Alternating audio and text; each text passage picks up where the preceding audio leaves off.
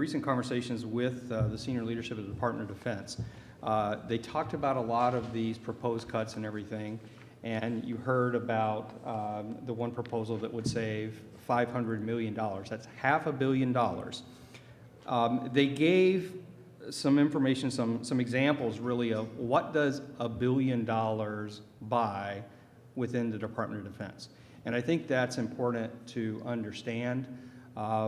You know, some of the associations, you know, have to take different positions on some of these things, and that's just how they have to operate.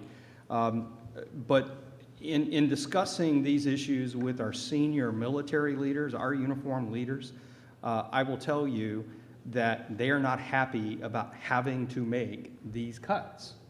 They've already said, here's what we need, but this is the reality of the decision they're having to make because of sequestration. So $1 billion that they're not going to use in a subsidy to the commissary, what does that buy you? And here are a couple of examples. 12 F-16 squadrons for the Air Force. That's operation costs for the entire squadron for a year. 8 KC-135 tankers. A carrier strike group for half of a year. 1,000 Marine Corps guards for a decade. 3 infantry combat teams, brigade combat teams for a year. 20 National Training Center rotations, which is the capstone training event for Army units that are working up for their combat readiness. So 20 NTC rotations for a year. And a third of our nuclear triad, which is our entire ICBM fleet. It's equivalent to 5 Joint Strike Fighters, 2 LCS ships, 50 Black Hawk helicopters, or 10,000 active duty troops. So when they're looking at having enough people to perform the mission, having the equipment that they need to deliver the mission, having the training to use that equipment in combat, these are the costs, and that's why they're looking at some of these. And so I'll ask the first question. I'm not sure if anyone on the panel here will be able to answer this, but we've talked about commissary, and the opinion has been stated that that's probably dead on arrival when it gets to Congress. Same with some of the TRICARE cuts. So if the top line, if the total amount of the defense budget that Congress is going to authorize that is really limited by sequestration is not going to change, but this is how, these are some of the cuts the Department of Defense wants to make to be able to balance between people, equipment, and training. These pieces are going to be dead on arrival in Congress. Where's the money going to come from? Any of our panelists want to take that one? No. Who wants to start? You're first. Oh, okay. Well, I'll let Eileen comment on some of the commissary stuff, but looking at it holistically, since I kind of covered it in a broader budget spectrum, you know, it's really about, I mean, again, this is no easy decision. I think the service chiefs are stuck in a bind because they are told by law we have to implement sequestration. So there's no easy solution. I can only speak on behalf of AUSN. What position we have taken is looking at, I mean, we're a people-first organization. And we understand that, and I'm not saying that we don't advocate for equipment, because I do. I'm on the Hill talking about LCS. They want to cut the LCS from a buy of 52 ships down to 32 ships. And that's something that we're defending pretty hard, because the CNO has always said, I want a fleet of 306 ships. He's at about 285. If you cut the buy of the LCS from 52 ships, which is the current model that we've been operating in for the past almost 10 years, if you cut that buy, you are taking a huge capability away from the fleet. Not only are you taking a capability away from the fleet that the LCS provides, but you're also driving the cost per ship up. So when you make these equipment cuts, you're actually making things more expensive in the long term. So whatever short-term savings you're finding through cutting ships or cutting planes or whatever, you're going to make up for it. You're going to really regret making that decision in the long term, because the cost per ship, almost like when you go to Costco, if you buy in bulk, it's cheaper. It's the same thing with procurement of weapon systems. So, you know, these are the tough choices we're going to make. That being said, we've always been, sailors first, and then, let's protect our sailors, because if you don't have the sailors, you don't have the ships, you don't have the planes. It starts with the people being able to sign up as an all-volunteer for this force so that you can train them so that they can fly those ships, fly those planes, or steer those ships. So our priority has always been people. Now, I'm not saying that there are certain areas where we cannot, look at. AUSN, AFA, and AUSA have all worked together with this Military Compensation Retirement Modernization Commission. And so has NMFA. I mean, we've been asked to testify in a group. I think you were probably asked with some other military coalition partners, but us three have been before the commission together as a group, and I know MFA has separately, but we've said that as far as what our sailors were told they were going to receive, we need to honor those commitments that were made. Now, there are certain areas that's not in the president's budget request that we think that there is some flexibility, one of the things being retirement. As long as you grandfather those that were told this, you can come up with a new retirement system, and we have pushed for the commission to look at retirement. DOD actually sent a white paper about 5 or 6 days after the president's budget came out saying, we're not going to touch retirement this year, but we want to look at some possible options for changing the current retirement system. And yesterday I was at a roundtable where retirement was discussed, and we said, if you grandfather the people that signed up, and you do a change, let's say on 1 January 2015 for a new type of retirement system, the savings would be astronomical. You could save a lot of money, but you'd also be modernizing a retirement system that has been in place since like the all-volunteer force in the 1970s.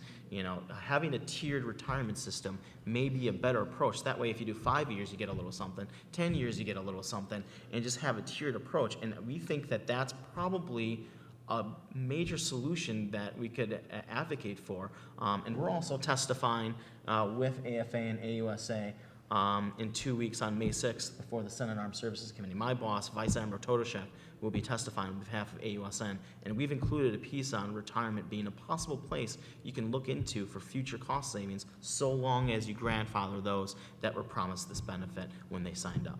So that's an area that we think there may be some cost savings. We also believe that there are efficiencies within DOD that could be found, that money could be wrung out of the current DOD system, and one example might be a unified medical command.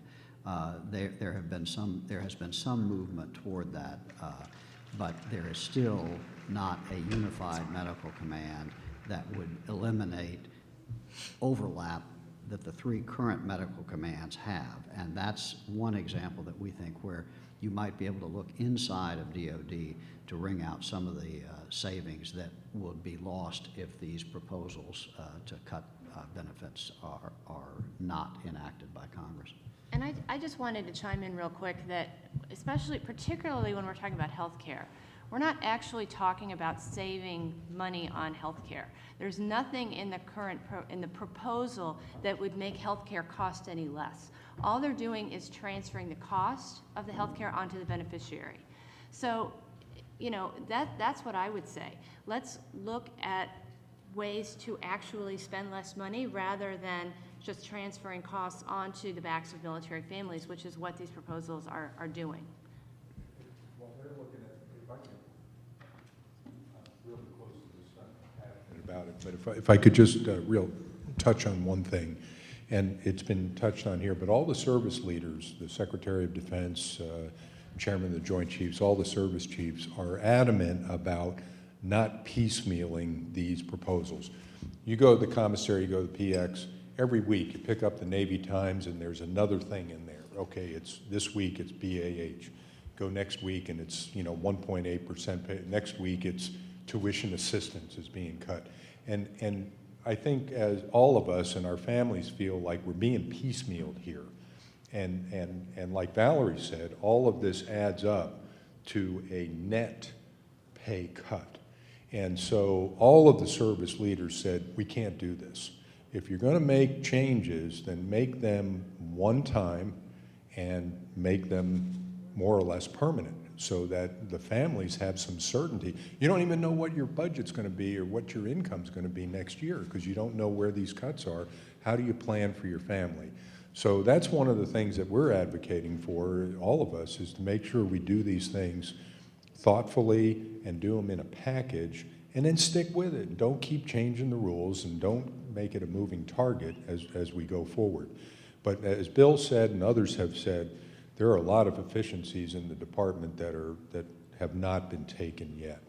And all of us agree that you better look at these things first before you go after the pocketbook of the service member, or the health of the all-volunteer force is not going to be there when we need it. That's the bottom line.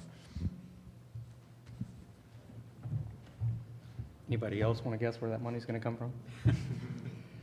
I do have a couple of questions here, and these are really tough questions. Obviously, these are tough impacts on our families. The first question directed at Mr. Loper, do you have an idea which fiscal year the personnel reductions are estimated to affect? Is it only fiscal year 15, which starts October 1st of this year, or is it more?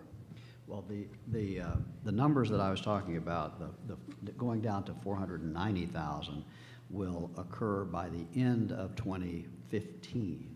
So that would, of the fiscal year 2015. So that would be by September 30th of 2015. And then if we have to go down to 450,000 or 420,000, that would occur in the out years by 2019. So that would ramp down over the following 4 fiscal years. And that would only happen if we are not able to eliminate sequestration or in some way mitigate it, as has been done in these last 2 years. But as things stand right now, the active component in strength will go down to 490,000 by the end of 2015. And right now we're at about 500 and, General Swan, 520, about 520. So that's another 30,000 that we would lose in the next 15 months or so. Okay. And then That's right. It was originally supposed to be by the end of 2017. correct. And then what And happened the was chief asked for, because of the need for money by the fact of not having to pay that many additional soldiers, the fact that he needed that money, he asked for authority to ramp down more quickly, and that's how that happened. so many of these things are not like out in the future, whatever. They've been bumped up, or not arbitrarily, but they've been bumped up based on need by senior leadership. So a lot of these things, the timing may grow shorter as the dollars grow more scarce due to sequestration overall, rather than picking onesies and twosies. You're exactly right, and I'll tell you, the way I look at this, because I'm a little bit simplistic when it comes to all this budget stuff, right, is this is bad on top of bad, okay? For the last 3 years, there has been a drawdown plan that was the law of the land passed, and the services have already been reducing the number of people.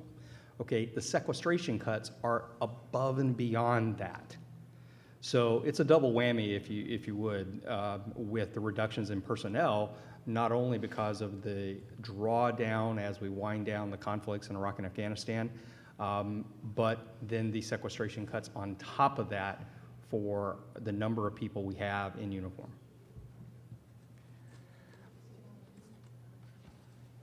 Well, I've got several questions here, so why don't we just go through some of these. For Eileen, can you clarify about the budgets for the commissaries, AFES and NEXCOM? Are they separate totally? Can they be consolidated in any way between the commissaries and the exchanges to lessen the impact of the effect on military families and veterans? Sure. Right now, they're 2 totally separate organizations. Defense Commissary Agency operates the commissary, and the exchanges are a separate entity. There have been suggestions that you could merge the 2. I think that has been tried in the past and has not been successful. They our view is that they serve completely different functions. The value of the commissary is not just having a store on base. The value of the commissary is the savings that is part of military family compensation. So anything that would take away from that savings is taking away from the benefit, is taking away from military family paychecks. Now, I think there are people out there who are talking about ways to consolidate those two organizations. I don't think there's any way to do that and still maintain the savings that families are seeing right now, but that is a very good question. They are separated, but they're connected just because of the fact that commissary shoppers then shop at the exchange and drives that revenue. So I hope that was clear.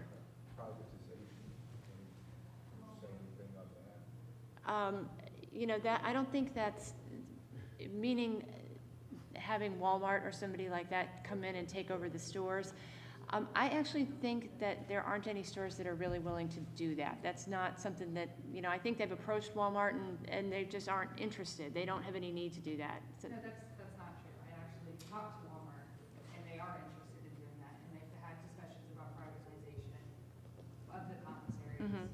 But again, for about 15 years. okay, but nothing has come of it. And again, that's great, but there's a Walmart outside the base. The issue is not, we have always said, the issue is not just the fact of having a store on the base. The issue is the 30% savings that you get. And if Walmart can come and operate a store on base and offer 30% savings, that would be awesome, but they're not gonna do that, so. They're not, no, they're absolutely not, but they are interested to say, I just wanted to make sure. Okay. They are interested in doing it, but I highly doubt I agree that they're not gonna give a 30% savings, but they are definitely 100% interested.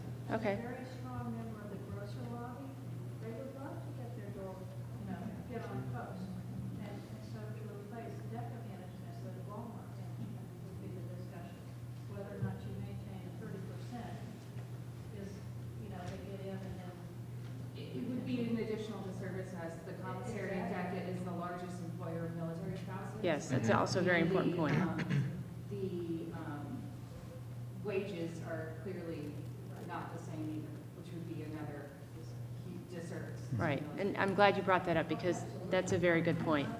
DECA can, I'm not saying that, they should do this back and forth, but they try and come at it from different lobby groups, and so that's why we have to have the unified front to say, no, time out, not really doing third and second order effects, and setting up false choices like, oh, if we get rid of the commissary, then we can buy another battleship. So we have to be very wary about these false choices that they're setting up as well.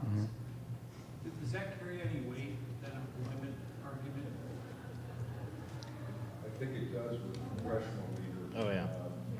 They pay attention to that. When I recently, on March 20th, sat in a Senate Armed Services Committee discussion with folks at Fort Eustis, and the staff was not even aware that DECA was the largest employer of military spouses until I informed them.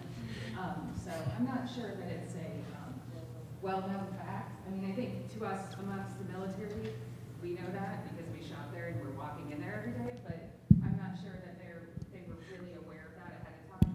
At least in my discussions with them, they were not. What I have found is, sometimes, and this is just basically a legislative strategy, is you said Senate committee staff are, aware. Sometimes the Senate committee staff are not the best people to be, talking to when it comes to local issues. Sometimes engaging the member's personal office and the congressional office, because they're the ones that, are very close knit to the constituency and know of the bases and know of the families in that region. So, when it comes to the commissary debate, I talk mostly with Senate and member personal offices, that are connected to the state and the district, rather than the professional staff of the committees, because they're looking at it from a different perspective than the actual members' offices and Senate offices that know the district and know the Senate. So. And I agree with that. Whoa, sorry. I definitely agree with that. But these are the members that they sent to Fort Eustis to every installation in Hampton Roads to discuss with service members and their families. So these are the people that we're taking information back. So we weren't able to speak with the members themselves, but we had to speak to the staff members. So it's not always an opportunity. And to be honest with you, the other scary point that I found in that meeting was, and I'm assuming you all poll your membership, but almost every single service member in the meetings I was in had zero problem with increased costs for TRICARE, had zero problem with losing the commissary. No problems whatsoever, and most of them said they did not shop at the commissaries. So that, again, is more information that Armed Services Committee staff members then took back to the committee. So, I mean, that's the frightening thing to me. I mean, I'm assuming you guys pull your membership, and I get it. And they did discuss retirement changes and the tiered effect and the 401k options and things like that, which, again, the service members had no problems with. So I think the scary thing for me is, if they're hearing from you guys, but then they're hearing on the ground directly from the service members, yeah, we don't care. We don't even use the commissary. We go off post. And yeah, we don't care about TRICARE increases aren't that bad. It's okay. It's less than civilians are paying. We get it. Well, I mean, I think it's a generational issue when you talk to a young sailor, and I am a millennial, right? I know this generation pretty well, and your young sailors and young officers don't know until it actually impacts them. They are like, oh yeah, well, I'm getting this right now and I'm okay with it. But once that hit comes, then they start to say, hey, what's going on? And it's an education factor. It's a you don't know what you use until it's gone. And that's a big thing to keep in mind, but especially with young enlisted and young officers. And I agree, and I think, I know AUSA has a millennials program that they're boosting. Right. And I hope the other associations do as well, because I know that's a big deal. And in these discussions, there was a cross-section of all of folks retiring in a day. I mean, the Army now gives 6 months to retire according to ACAP leadership instead of a year. So there are folks that are looking at short retirement, and there was a good cross-section of age groups, not just millennials. And they were unanimously agreeing, which kind of frightened me. Right. I just want to make, when you're talking, we're going to give you a mic because we are filming it, so we want to make sure that your comments are caught. Well, on one of these questions, I think I'll take care of because it's an extension of what we're already saying. And the question is, how do we reach the service members and spouses who feel that the commissaries are useless and more expensive than shopping off post? And I think the answer is it's incumbent upon all of us as we learn more about this and how these impacts will affect all of us, that we need to talk to our colleagues, we need to talk to the other military families, spouses, service members, all that. We're part of that education process as well. We need to let them know what some of the impacts likely are going to be, because as Anthony said, these are pretty big changes, and once a change like this happens, it may be too late. We didn't address the changes in BAH much today, but one question is, will BAH changes be automatic for everyone or put in place as people PCS to new locations? Anybody want to take that one? Go ahead. Go ahead. Go ahead, Eileen. You would keep your BAH until you PCS. So that's included. So, yeah, whatever you're getting now, you would keep, and then if you move to a new location, you would get the BAH in that location, which would have been reduced gradually to reflect 95% of housing costs versus 100%. This is actually, sorry, okay. Hey, Go ahead and take the question. Jackie Williams. I'm the Fort Polk Spouse of the Year. I don't live up here. I wish I lived up here in the Hampton Roads area, because I would have more than one super Walmart, and I would have more than one local teeny tiny mom and pop grocer to go to, and 5 fast food restaurants and 3 mom and pop restaurants to go to. So I think sometimes when you guys talk about some of this stuff, it's folks who get to go straight up to the gate and there's everything in front of them. I know at Fort Polk, Tuesday morning when the commissary's restocked, that place is sold out by Tuesday afternoon. It looks like a hurricane comes through there every time. We love our commissary. Walmart loves us too, because by Wednesday they have to restock, because whatever we couldn't get Tuesday, we're getting Wednesday there, and so are the mom and pop restaurants. When you talk about the rotations being cut, we have JRTC at Fort Polk. It's terrifying to know that my husband may not be needed there anymore, which means when they're reducing that force, we only promoted 69% of our promotable captains this year to major for FY15. That's terrifying to know that, yeah, he may have a job for 6 more years, but not really, because they could cut him again. So it's very terrifying to know that there may not be another job for him after this. But my big question is, being at Fort Polk, I don't even think we have an urgent care outside our gate. We do have the local hospital. But when my child has to go see a pediatric specialist besides just your everyday pediatrician, I drive over 2 hours to go see them. That's my referral. And so I want to know, is TRICARE going to cut my compensation for that? Because I have to squeeze in there throwing a kid on the school bus, driving 2 hours north to either Shreveport or down south to Lafayette or over even to Texas to go see that specialist, and then skedaddle all the way back home because I have to get my other kid off the bus because my husband's out in rotation, hopefully doing one of those rotations. Are they going to comp me driving back and forth? Because I've considered getting a helicopter, but they won't cover that. But there are times where they have said, okay, we'll put you up overnight because this is a long appointment, there's lots of labs that have to be done, or we're having to send you all the way to New Orleans, which is 4.5 hours away. But the fact that some of this stuff is going to be cut, am I going to start paying out of pocket because the Army decided they needed my husband there, but my child has a need, but it's not a big enough need not to send us there. So now I'm traveling out of pocket for that and knowing that all this other stuff's being cut. How do I decide between what's important? You know, my child's health and being able to do that and being able to get my groceries out of savings and being able to put my children in those CYS activities. What's going to happen with that all? Great points. The points. answer is, we're not really sure. Yeah, that's right. I mean, you're being put in a situation where you have to make, unconscionable choices. And in my conversations with our senior military leaders, they feel they are in the same exact situation as you. They're having to make unconscionable choices between people, equipment, and training. And it's because of the way the budget is being done, and that's why the organizations here are putting their efforts behind trying to end sequestration. But it has impacts. When they go to Capitol Hill, do they take the opinions of people at teeny tiny little bases like Fort Polk? Because there haven't been a lot of focus groups at Fort Polk or Fort Irvin that have said, hey, what's going on here? What do you want people at Congress to know about what's going on?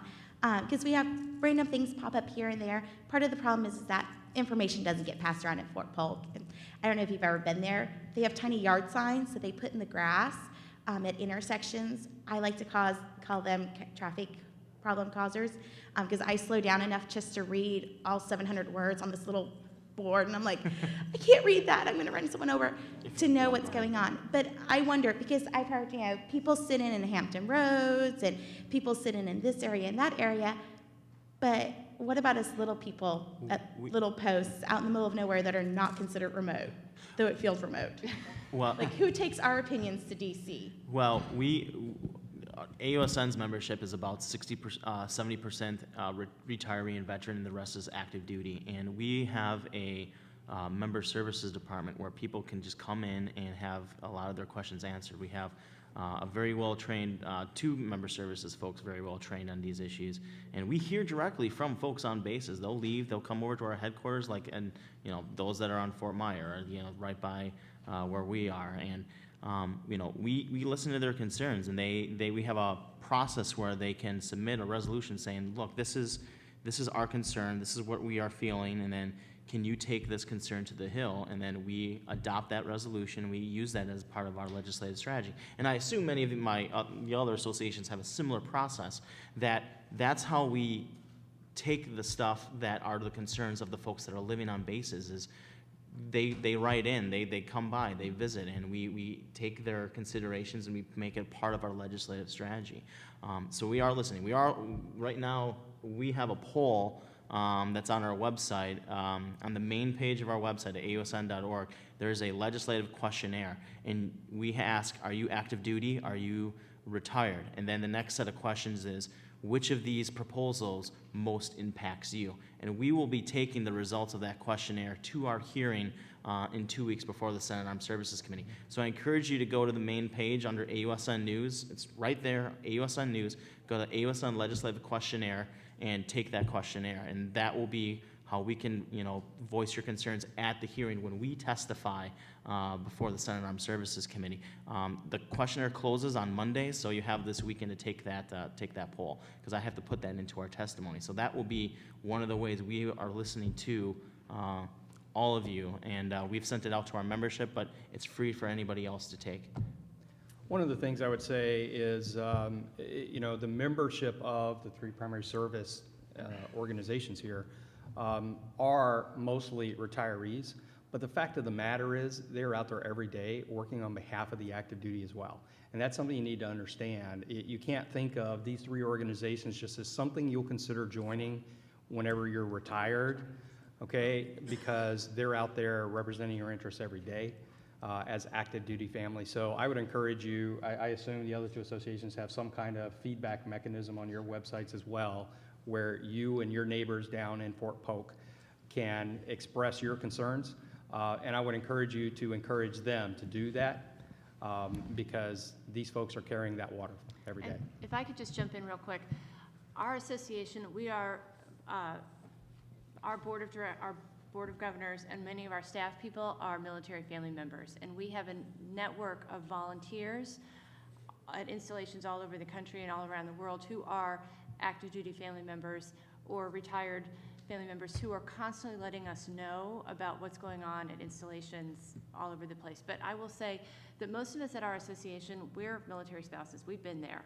We're in that Beltway bubble right now, but Patty's giving me the high sign. But we're in that Beltway bubble right now, but I have a good friend who is at our association right now. She came from Fort Sill.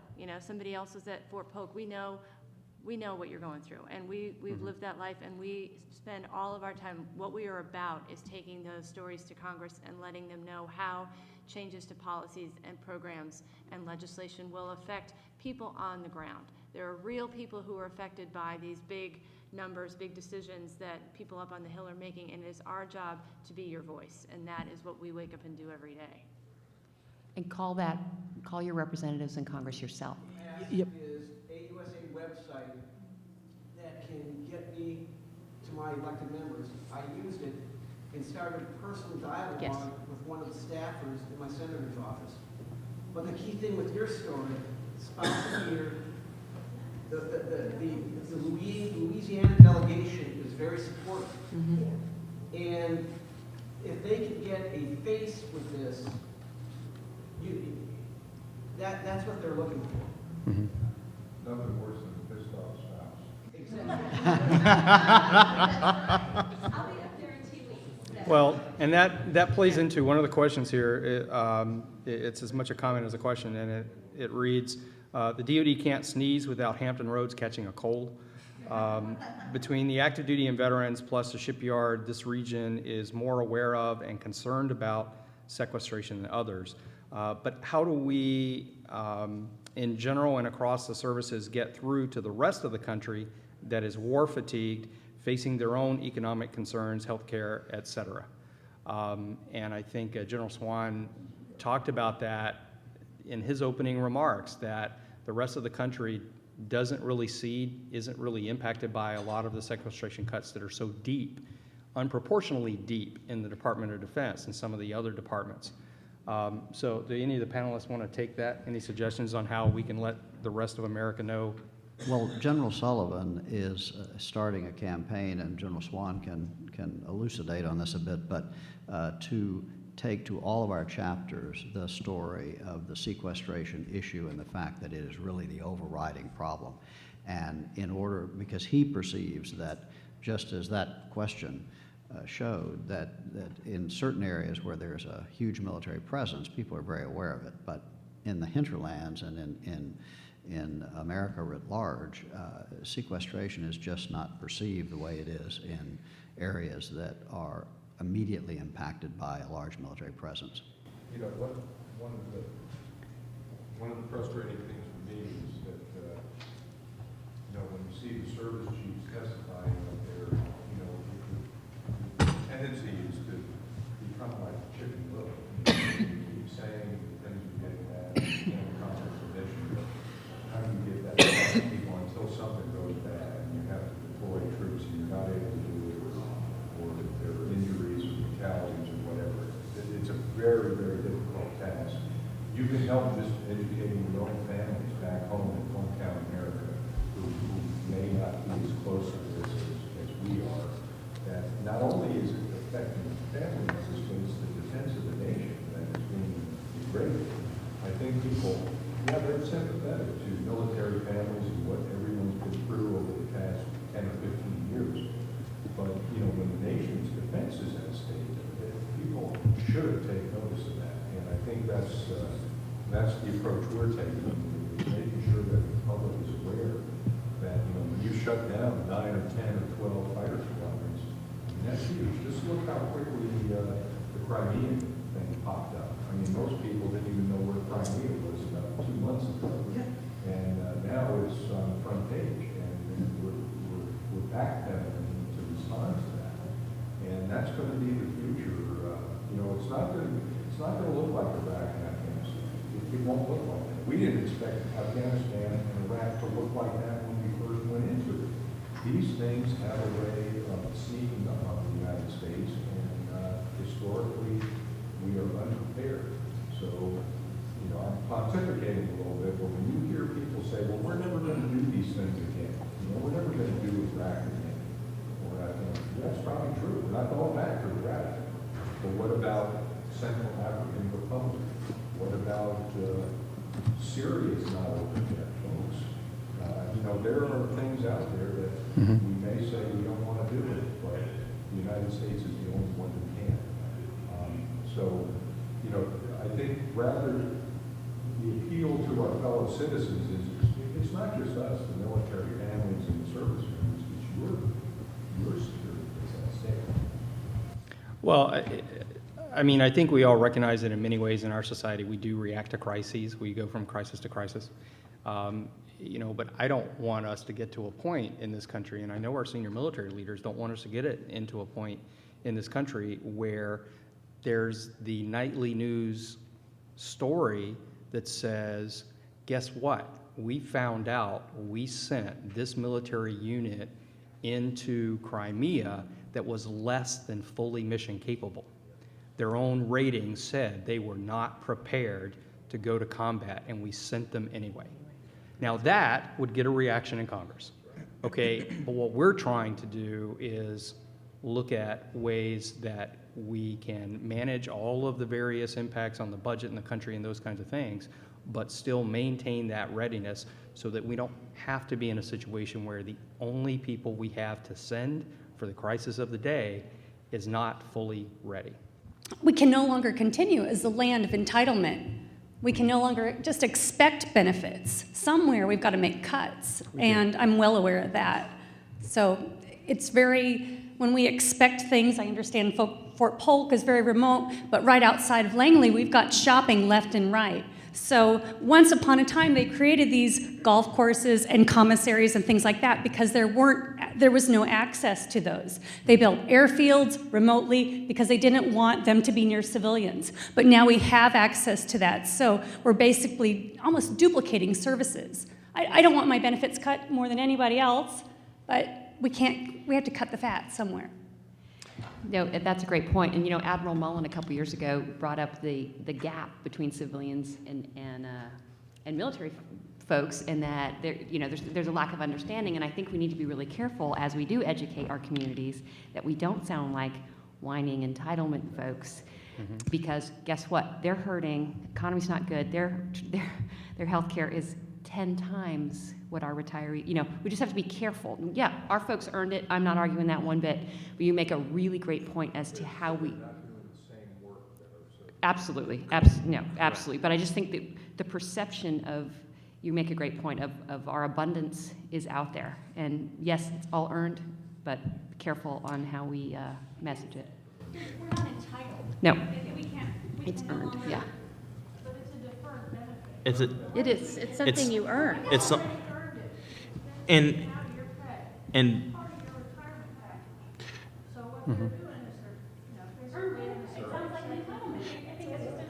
and as General Swan said, you know, sequestration really is attacking, you know, a lot of DOD, and it's not looking at the other, you know, programs. I mean, the bulk of the sequestration savings are really coming out of DOD rather than through Department of Education, Department of Labor, all the others that do have other entitlement programs set up as well. So is it really fair to be taking the bulk of the savings from sequestration from Department of Defense when you're looking at, when you have all these other agencies that all have other, I'm sure there's waste in other departments of you know, the federal government.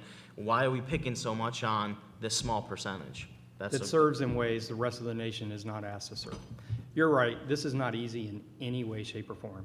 I would just ask that we come to the end of our time. If any of the panelists want to make a minute or 2 minutes in final remarks, Chairman Bill? Well, I just want to thank all of you for coming out here today on a Friday morning. For us to come down here is actually a treat because we get away from Washington. But for you all, you're having to leave your families, your jobs, your children, except for I see I put our youngest member to sleep, so maybe I should be quiet. But thank you all for what you do every day for your country, for your spouses, and for all of us. Christine? Yeah, just thanks also for hanging in here with us this morning and letting us talk to you about our issues, and for AUSA for inviting us. Thanks. Anthony?